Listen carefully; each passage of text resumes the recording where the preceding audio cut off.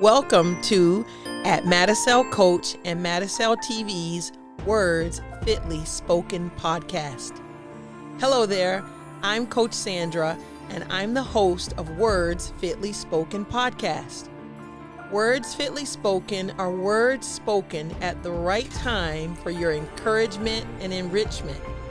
On this podcast, we will deal with emotional and mental wellness by talking about the conflicts we have in our everyday relationships, whether at home, work, school, and the community. Stop in to hear some helpful words that create awareness about your emotional health. Hey, welcome back in to at Madisel Coach Words Fitly Spoken. I'm Family Coach Sandra, and I just want to talk to you today about some thoughts that may be a little random, but they all fit up under the heading of the importance of words and the power they hold. Again, words and the power they hold. So words influence how we view ourselves incorrectly. You weren't expecting to hear that, but I'll say it again. Words influence how we view ourselves incorrectly. What am I talking about? So, as adults or parents, we pass on a heritage. What is that heritage? You can pass on insecurity, misunderstanding, and emptiness because you're not aware of how you're using words. So we're talking about the words and the power that words can hold. Again, you pass on insecurity and misunderstanding and emptiness. Here is an old narrative that is in the atmosphere. You can do anything you want. Really? Really? It's all the things that are stuck in my head? You can do anything you want. Here's something that's concerns me about that statement, because what I'm finding is in the time we're living in, a lot of young people are unmotivated. They don't want to work. They don't want to take care of a house. They don't want to move forward in development. And then there's conflict in the family. And someone will call in a person like me, a therapist, a counselor, a coach, and they want us to help put the pieces back together because there's a lot of broken pieces that are going on. But the old narrative, that person believes, well, I can do anything I want. And so then they say, well, I want to sit here and live off of you, parent, and I'm not going to clean your house. I'm not going to take care of your animals. I'm just going to live in this space. You told me I could do anything I want. Well, this is what I want to do. Nothing. Now we have a problem. Okay. So maybe that was not the best thing to tell a growing and developing mind, because we're not really encouraged by some of the things we're seeing in the times we're living in. How about this? If we maybe switch it up, not the what, but the who. What do you want to be when you grow up? Okay. That's another one. What do you want to be when you grow up? And so my challenge to you is take the what off of that and say, who do you want to be while you're growing up?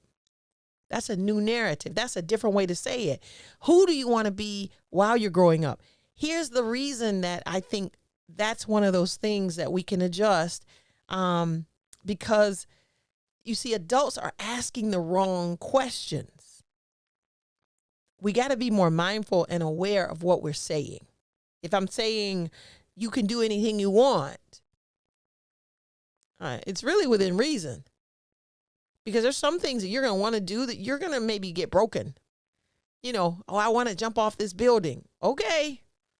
I don't think it's going to work out the way you're hoping. Get that out of our heads. What do you want to be when you're growing up? It's not the best question.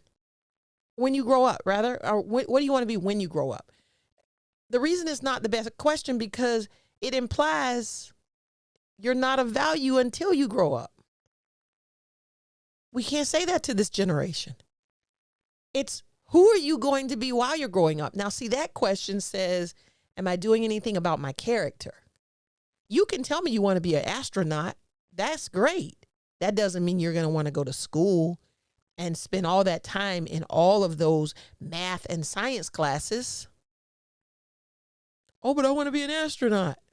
You mean you're going to work toward that? You're actually going to go and get education to accomplish that? Oh, that's great. What kind of person are you going to be while you work on becoming an astronaut? Are you going to be an honest person? Are you going to be a kind person? Are you going to work on your character development? So who are you going to be while you are growing up? Just a better way to look at that particular question. That puts power, the right power in the words the right way. Okay. Here's another one that we put out there. How was school today? How was school today? What do I really want to know? Because we know most of the answers will always be fine. It was all right. And usually that silence afterwards makes the adult feel so uncomfortable because they're wanting so much more information for the most part. And you don't get it. It's because you asked a closed-ended question and you wanted an open-ended answer. You see, the question also has nothing to do with that person as a valued human. The question is more about a request for school inventory. How was school today? How was school today? You put power on school. Who cares about the building? Who cares about the inventory?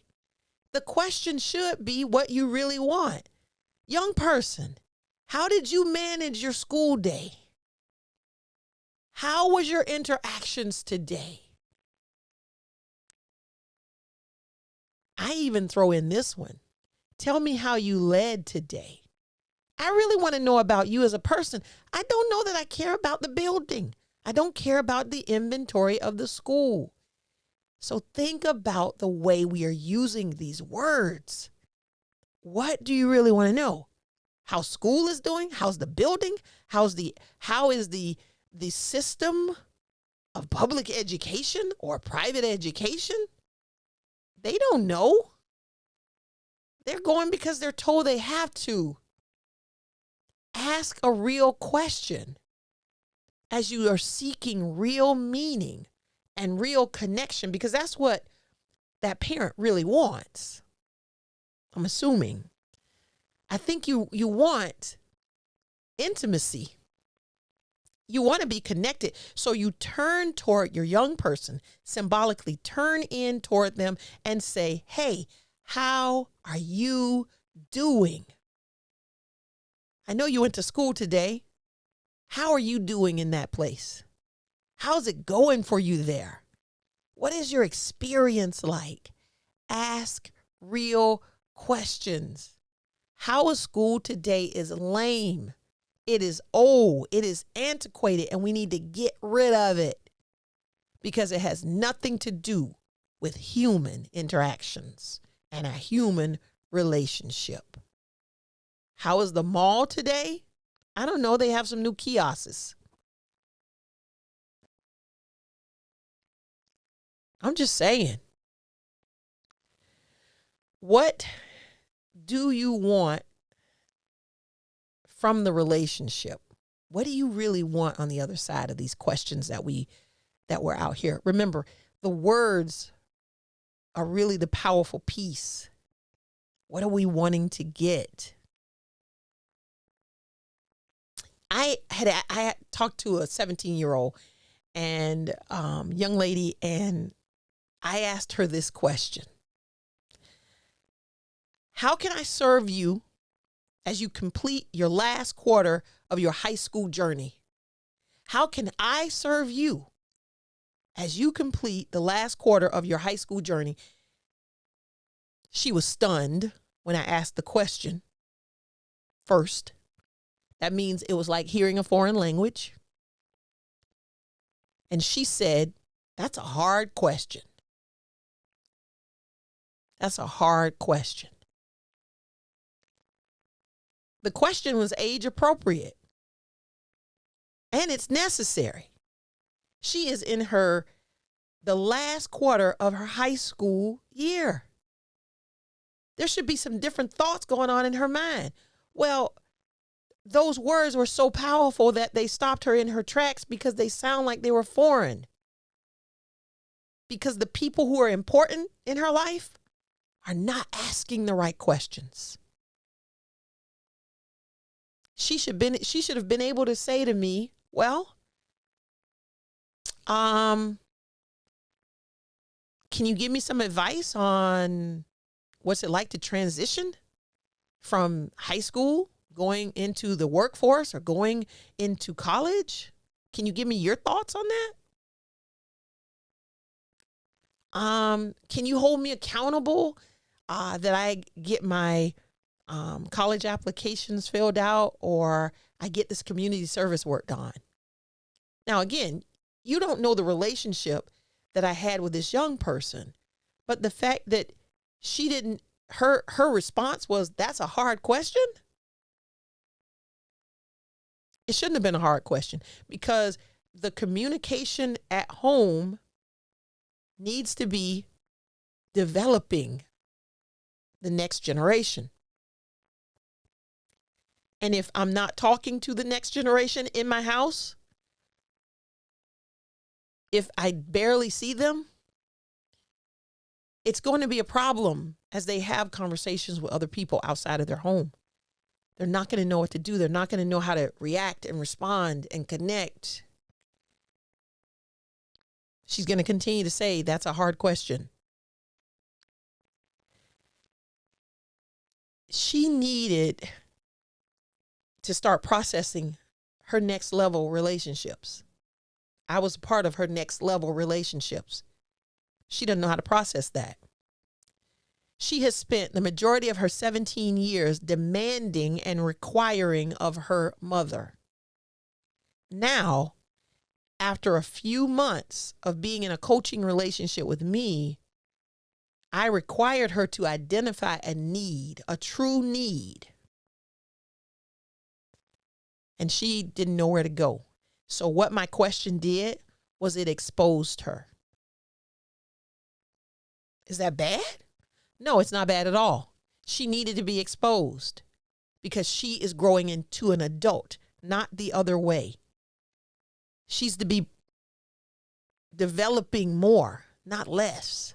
She's to be thinking more, not less. And that one question, it jarred her. So again, I'm leaving you with that thought.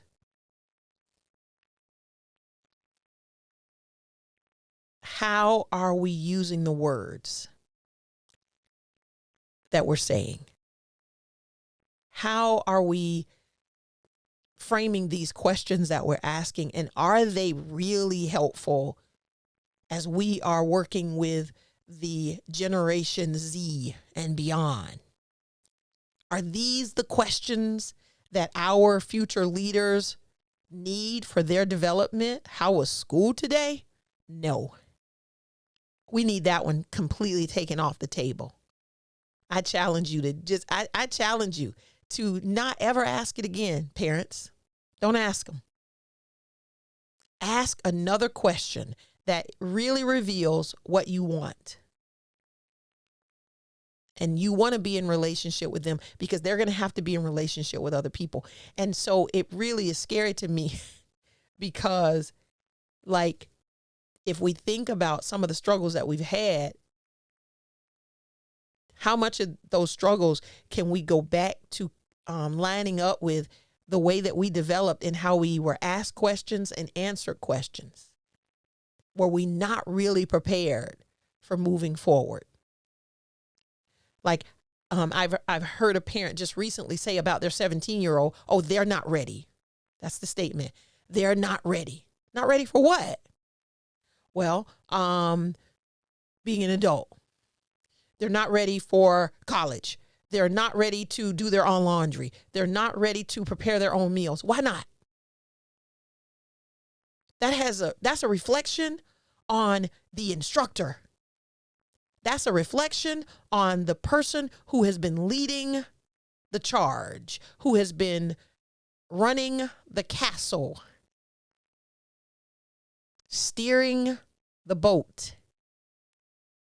So to just go with a blanket statement, they're not ready?